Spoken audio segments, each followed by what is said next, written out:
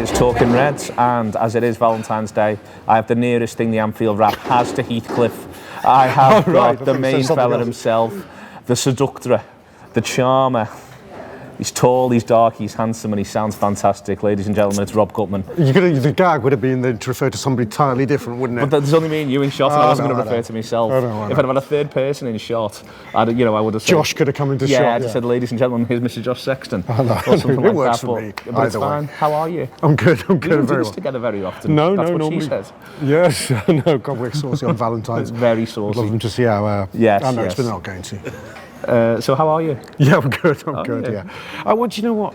I'm good, but I'm sort of frustrated. I'm football denied, and the rhythm of it's wrong for me at the moment, and it's throwing me out. You see, I'm right behind this. I was pulling together the Friday show, and the Friday show is the best weekend preview show that you can get anywhere, not just through the Anfield wrap, but it does general looks into Premier League stuff. And this week it's the 5th round of the FA Cup.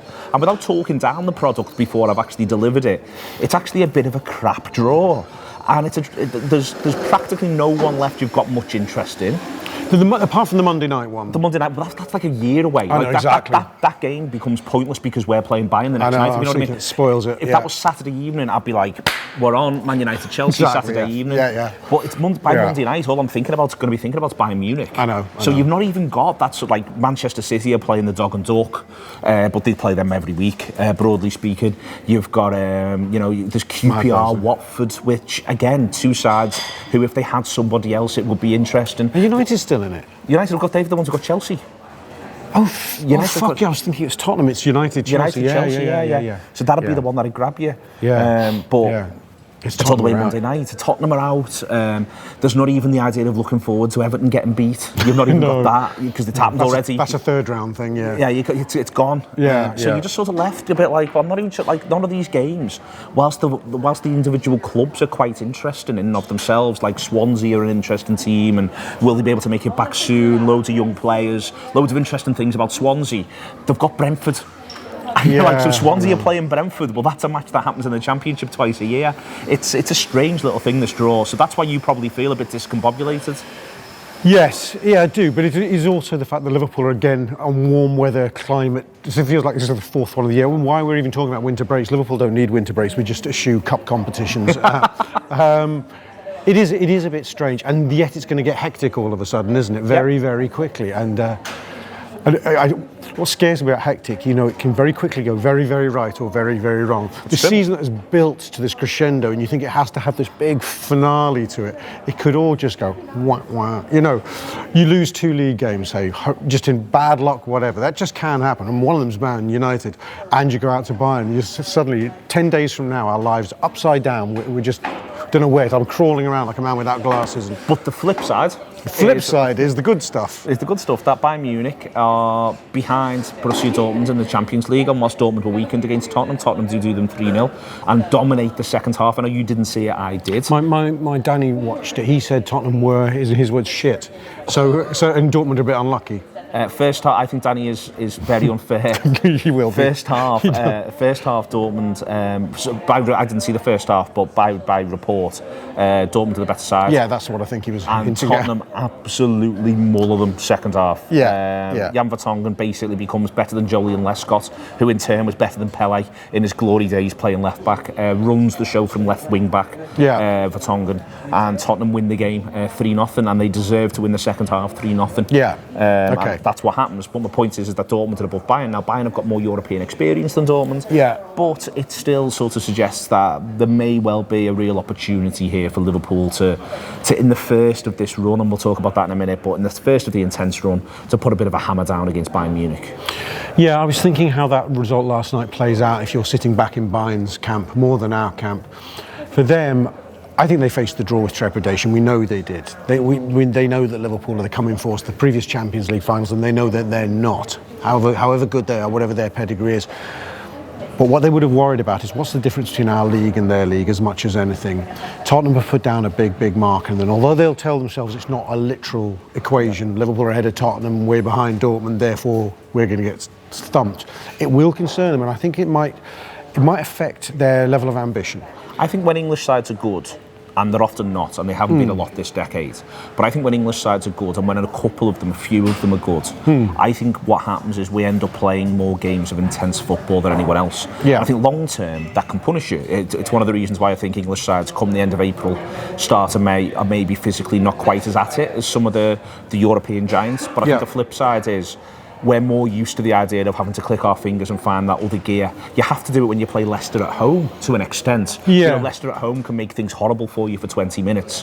Whereas I do think that there is, on the continent, simply less of that, one way or another, and we can talk into the ins and outs, and a lot of it's a football cultural thing, but I think there's less of that, isn't there? Yes, there's definitely less of that. So they've got to face the fact that the English tornado, as they'll perceive it. But it's not just that, to my mind. I think, before the Tottenham game, to a degree, and I speculated this with Mo on the Talking Red show, I think before the Tottenham game, Bayern can go, there's an argument that goes, you know what, we could just shock Liverpool and have a real go. We'll just shock Anfield in the first 20 and smash and grab them 2 early goals, in the way that Dortmund actually attempted to do successfully in the UEFA a couple of years ago. But I think a result last night might make, who's their manager at the moment? That fella. Might make him go, do you know what? The key thing is not to be out of this tie by half time. Let's just be very, very disciplined and compact first half. I think there's every chance of that, but the flip side of that is that what happens to Manchester United, and now I was intrigued by what happened to Man United against Paris Saint-Germain. Where second half, you got the impression Paris Saint-Germain got in at half time and they all looked at each other and went, actually, these aren't very good. We can do this now. That definitely happened. And I think there's definitely an element of that. I think Tuchel got them 10, 15 yards further up the pitch, they get more in their faces. And what's interesting about that, when we're talking about our games to come, is that United have they've beaten Arsenal in the FA Cup. They have played Spurs, where they beat Spurs, but De Gea makes 14 saves across the course of the game. And then there's been the other matches they've faced so far under Solskjaer, which have been predominantly against bottom 14 sides, where they've been able to look good at times. But to me, they suddenly looked a little bit lost against Paris Saint-Germain. A lot of footballers, I don't think the injuries helped, but there was a lot of footballers who were suddenly a bit like, what happens next? Yeah. It was an encouraging result from our point of view. You know, looking at the right time to play people syndrome, I think it was exactly right for us that United looked. Do you know what? They looked toothless. You know that they had a goal conceded in them. I mean, Mourinho's moaned about that for the last year or so. They haven't got a defence worthy of the name. But that wasn't my takeaway from it. My takeaway was how toothless they were, and Pogba, for all the pomp and ceremony around him and how devastating he can be on the ball. Without the ball, he looked lost a little yesterday, and when things started to go against him, he looked a little disappointed with himself and with the players around him again. That encouraged me no end. I think that there was a lot in it that grabbed my attention, to be honest with you. Lots of little gaps and holes, and I think that it'll be harder for them to, for instance, smother Salah if they're going to play the way in which they look like they want to play. Maybe they'll do things differently when Liverpool come to town. You never know. But I am encouraged off the back of that, and that's not to say that, of course, we could go. The one thing that I thought that Paris Saint-Germain did very well was they rode out that first 20. I think we'll get an intense first 20 when we go to Old Trafford, and we'll need to ride it out. We might need a bit of luck in that period. Yeah. But you do feel as though if it's a 90-minute football match, Liverpool should prove they're better over 90 minutes. Yeah, I think you're absolutely right. That early phase, when we lose at Old Trafford last season, I think we don't get through that first 20, do we? I think, or it's at least it's middle of the half that who scores. Lukaku gets the flick on, and Rashford scores against us, doesn't he? You think they were intense, but we were still controlling the game, but they had that moment. I think the discipline's important at Old Trafford. As much as we take for granted that we make Anfield this frenzied environment, I have actually, we've both been in Old Trafford. It can feel quite frenzied at times in there, quite intimidating. Yeah. There's no, people don't want to admit that to themselves, but that crowd can sometimes, and that arena can sometimes be intimidating. And I think we need to get through that phase. I think we get through that first 30, 35 minutes if we haven't scored and they haven't scored, and then I think it's our game. Couldn't agree more. Newsy bits and pieces. Jurgen Klopp has been charged by the FA for his comments about the referee after West Ham. Those comments were about Kevin Friend, ain't no friend of mine. And they pertain to the idea that the referee felt he'd given a soft one away for offside first half and then gave them everything, was what Klopp was saying. Compo decisions. He compo decisioned it. I think that's probably unfair from Jurgen. I think it's more likely that Kevin Friend's shit. Yeah, I mean, I thought if you're going to start on a referee, Jurgen, why are you starting now? You could have started day one and worked your way solidly through. All the board lads, you've let them get away with murder. I think maybe he just thinks, I haven't been done by the FA for a couple of years for anything. I've got a free hit here. I'm having a go at Kevin Friend, the lovable man that he is, and that was it. I'm struggling. I thought Friend was really bad on the night, but I just thought he was bad, if you know what I mean. I didn't think he was. I just thought he was bad for both sides. Then when you see the offside goal that gets given, I just genuinely just thought this fella's not very good at this, and it's much harder than it looks, refereeing. I think that's the other thing to say when I am rude about them sometimes, is it is much harder than it looks. These are professional footballers who are really good at trying to trick you. Yeah, I mean, his performance was a bit special because it wasn't the big thing. Well, he did get a big one wrong, but he just got the niggly 50-50s continually wrong. It's an interesting one, that culture of referees doing that. We've all seen those games where you go for half an hour. They're just never going to give the correct decisions. People think VAR is going to be a game changer, and it is in the big moments, but it's not going to change that kind of stuff. And you can almost still see them trying to referee the narrative. A referee doesn't give a penalty, but VAR does, and him feeling slightly subconsciously sorry for the other side, and still compensating. I don't think we'll ever see that go. I don't think we'll ever quite see it go. Naby Keita and Sadio Mane. Sadio Mane never talks in public. Very rarely says anything. Sadio Mane's basically written a 4,000-word essay as to why Timo Werner is absolutely brilliant. Where did he write this? He's just everywhere. There's all sorts of Sadio Mane's comments around how he watched lots and lots of Leipzig when he knew that Naby Keita was coming, but Naby got sent off a lot. It goes on the story, and he spoke to his friend Kevin Campbell, and Kevin said, "I don't know why Naby keeps getting sent off." And Sadio says, "Well, anyway, this lad who plays centre forward, he's handy." He got to see him more than he thought. Yeah. Thought, we'll have a bit of him for the Reds, and then Naby Keita says, "Yeah, we'll have a bit of him for the Reds." Timo Werner. Yeah, I'm actually a bit like Sadio. I watched a lot of Leipzig last year. And what do you think of Timo? I thought he was very, very good. Is this your come and get me play? Is this you reaching out? Are you reaching out? And I've spoken to. I thought I'd watched him a lot, but obviously most viewers watched more. Yeah. So we discussed Timo. I'd seen a little bit of Torres in Timo Werner. I wasn't quite sure what kind of sprint he'd got. I could see over 10 yards he was very, very quick. Others have told me that he's very, very fast, Timo Werner, but he seems to be the quintessential forward in his style. If he can be a winger too, happy days. Touch of the Reds. Gundarwan has warned Bayern to be worried about the atmosphere at Anfield. I like it when it goes that way around. Norman spotter's badge there from Norman, there's loads of lads going, "Oh, it doesn't matter." Gundarwan's said, "Oh, yes, it does. Watch, cop for this." Yeah, no, that's nice. Yeah, people are usually very big about it. It's not going to worry us. Professional footballers, we will thrive on the cauldron that is Anfield. Absolutely, will lift us.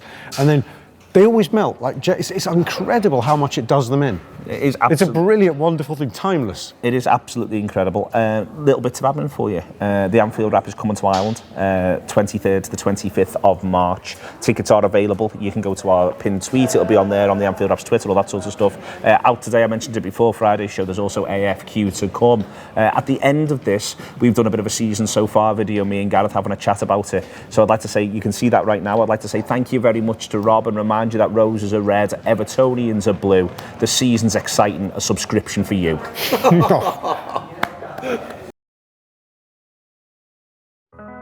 The season so far, Neil Atkinson and Gareth Roberts. And how nice was Anfield on Saturday? And I don't mean that in the sort of against Bournemouth. I don't mean that in a sort of everyone was lovely to each other. I just mean it was a really warm atmosphere to play football in. It was great. It was fantastic. I mean, I thought, it was good that there were so many sort of appeals for something special to happen.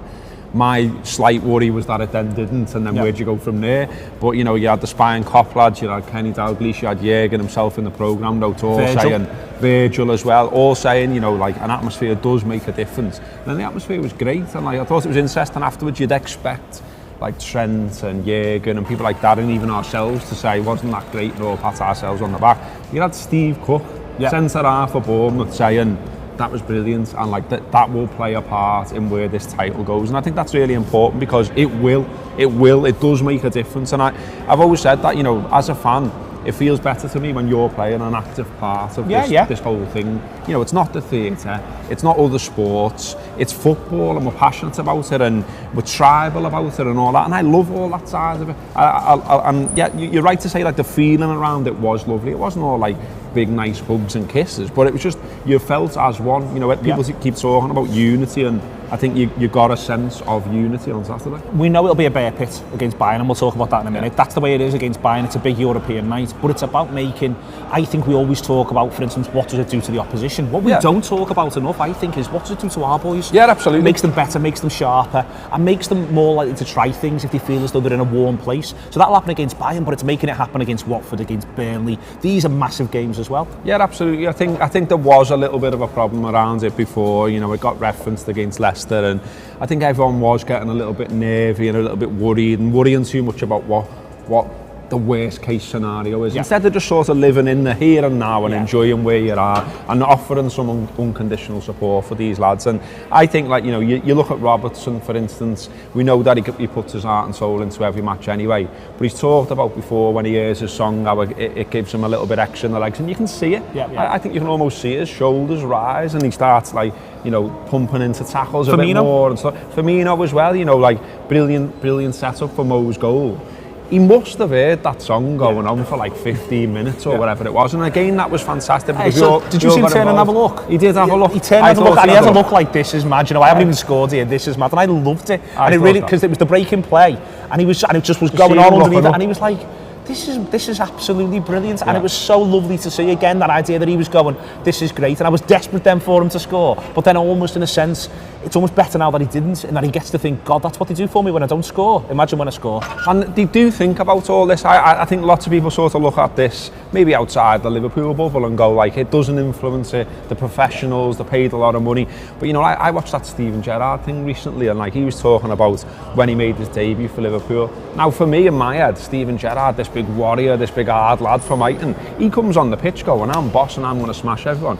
He didn't think that. He was thinking, all these are thinking, who's this skinny lad and he's not good enough. And that's Steven Gerrard saying that. So if you encourage them, you get them on side. As you just said, they'll try things, they'll do things. And if they know that if something doesn't come off, if everyone's on your side, that's a huge difference. You know, take it out of the football sphere and put it in another one. Like if you try something in your job and you get it wrong, but someone you're working with says, but I can see what you were trying to do. Well, then do it again. Yeah, have another go. Then you'll have another go. But if you get that weird feeling where you're like, oh, I've done something wrong, next time you'll be safe. And safe doesn't win us the league. Safe doesn't win us the league, and this is what this is about now. It's about winning us the league. We're looking at, you know, we're sitting top of the pile, level with City, one game in hand. That game is Man United. We'll have a chat about that in a minute. Bayern Munich in the Champions League, it doesn't get more exciting. You've got Watford, you've got Everton away on the horizon. There's never been a better time, really, to get absolutely stuck into the Reds. I mean, let's start with Bayern and Man United. Two massive games. I honestly can't wait. I can't wait either. I mean, I think, you know, we're seeing little bits of team news and, you know, some worries around who's going to play centre-half and who's going to do this and blah, blah, blah. Not bothered. Do you know what I mean? Not bothered. We're at the stage of the season where it's the business stage of the season. Everyone mucks in. Yeah, and like, you know, those games being consecutive games, fantastic. You know what I mean? Like, we'll all be...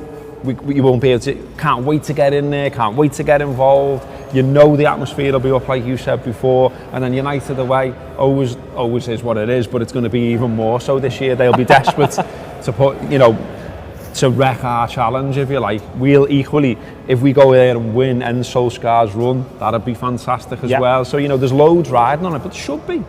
That's what literally what Liverpool's for. And like, I think it's worth remembering, like, you look around at other clubs and at different parts of the country and just think, imagine just sort of your season already being over. You're out of the competitions, you've got nothing to play for, you're just ticking along, you go on the match, you're having a pint, but there's nothing really in it. Speaking of Everton, would you start Origi at Goodison? Yeah, just for the needle. Yeah, just bring him him on. 60. Go and do it again, Origi, in the 96th minute. Like, put the best 11 out against Watford and then bring Origi on. So you start Origi at Goodison and go from there, and we can all have a massive party again. Absolutely, I'd be up for that. Maybe we should all wear Origi t-shirts to Goodison. Maybe we should do that. All the matches are to come, and what Gareth says there is right, but not just for us versus other sides, but us versus ourselves. There have been seasons, and they're not so long ago, where come this stage of the season it didn't feel like this, it didn't mean this much. This one means everything. If you think about subscribing, we've got all the audio for you, you know where it is, the Anfield Wrap, £5 a month. We're working away at innovating our video stuff, that's there for you as well, and that's available currently all on YouTube for you to see. There's not a better time to do this, theanfieldwrap.com/subscribe, £5 a month to help us get behind these absolutely brilliant Reds, get stuck in and enjoy every last minute of this brilliant season.